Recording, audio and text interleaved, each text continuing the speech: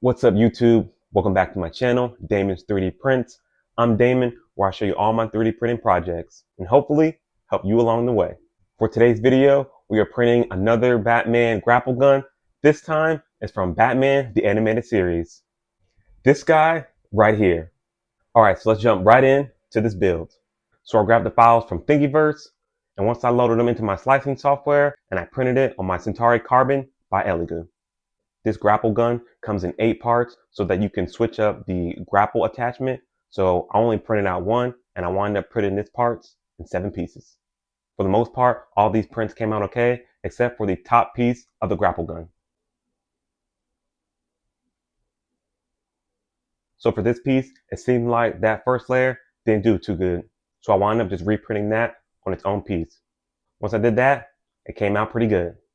So once I took off all these supports, now it's time for our first round of sanding. We're starting off with 80 grit sandpaper. Once all the pieces have been sanded, we're going to jump into our next phase, which is sandable filler primer. I gave each piece 2 coats. Once the pieces have dried, next step, wood filler. For this stage, you really want to use that wood filler to really fill in those cracks and layer lines. You want to make sure you get every inch filled with wood filler. Once I let the wood filler dry, I wound up sanding this with 220 grit sandpaper. From there, I gave it another round of sandable filler primer. Again, I gave each piece 2 coats. From there, I wound up sanding each piece from 400 grit sandpaper all the way up to 1000. Once the sanding is done, now it's time for painting. For the 2 button pieces, I wind up giving it a base coat of semi-gloss white spray paint. I gave both pieces a couple light coats. For the grapple part that goes inside of the gun, I wind up starting off with the high gloss black spray paint. Here, I did a couple light coats. I really want that gloss to shine. For the main 2 pieces of the gun, as well as the flaps that go over the button, I wind up going in with a satin black spray paint. For these pieces, I gave them several light coats. So once the semi-gloss white paint got a chance to dry, I wind up using a smoky gray for one of the buttons. For this button, I just gave it 1 coat. For the second button, I really wanted something to make the red pop, so I wind up going in with the metallic red. You want to do a lot of light coats. You definitely don't want to overspray this metallic red.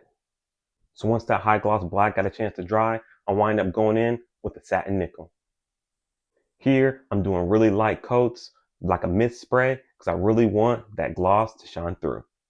Once all the pieces have dried, this gun is pretty much done. All that's left to do is put it together.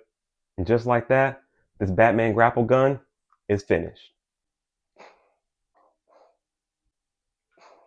For such a small build, at times, this gave me a full-on headache. But hey, I think this came out pretty good. Another Batman gun to add to the collection. I didn't wind up gluing this middle piece just in case I wanted to switch out the grapple attachment. But be careful when you use that super glue. If you made it this far in the video, I want to say thanks for watching, and if you like this build, follow for more.